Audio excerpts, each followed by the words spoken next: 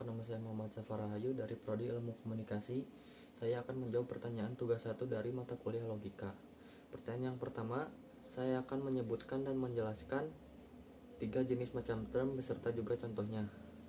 Yang pertama ada term umum, term yang memiliki cakupan luas dan dapat digunakan dalam berbagai konteks tanpa makna yang terbatas pada suatu bidang tertentu.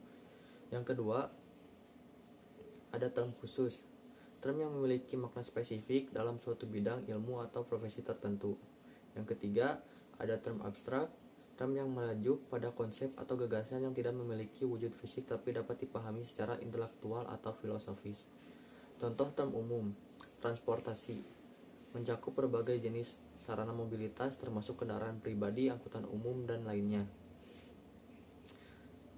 Contoh term khusus, dalam hukum, judicial review, merujuk pada proses pengujian undang-undang oleh pengadilan untuk memastikan konsekuensinya dengan konstitusi.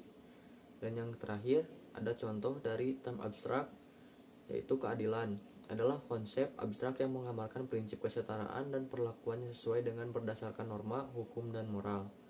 Pertanyaan kedua, saya akan menjelaskan dan memberikan contoh bentuk sesat pikir, logical fallacy, dan bagaimana cara menghindarinya.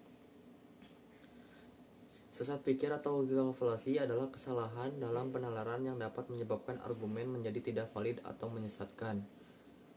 Yang pertama ada sesat pikir formal, kesalahan dalam struktur logika suatu argumen, di mana premis yang diberikan tidak secara valid mengarah ke kesimpulan. Contohnya, jika semua mahasiswa belajar hukum dan kamu seorang mahasiswa, maka kamu pasti belajar hukum. Padahal tidak semua mahasiswa mempelajari hukum sehingga kesimpulan tidak valid. Yang kedua, ada sesat pikir verbal. Kesalahan yang terjadi karena penggunaan bahasa yang ambigu atau menyesatkan dalam argumen. Contohnya, kebebasan berpendapat adalah hak semua orang, maka aku bisa mengatakan apapun tanpa konsekuensi. Padahal, kebebasan berpendapat juga memiliki batasan hukum seperti larangan ujaran kebencian.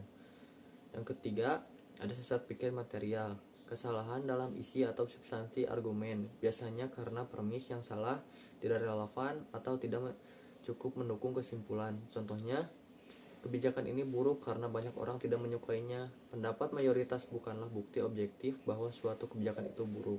Cara menghindari logical fallacy atau sesat pikir, yaitu yang pertama ada hindari penggunaan istilah yang ambigu atau pendapat yang disalahartikan. Gunakan bukti dan data yang relevan untuk mendukung argumen. Evaluasi apakah premis atau argumen yang benar.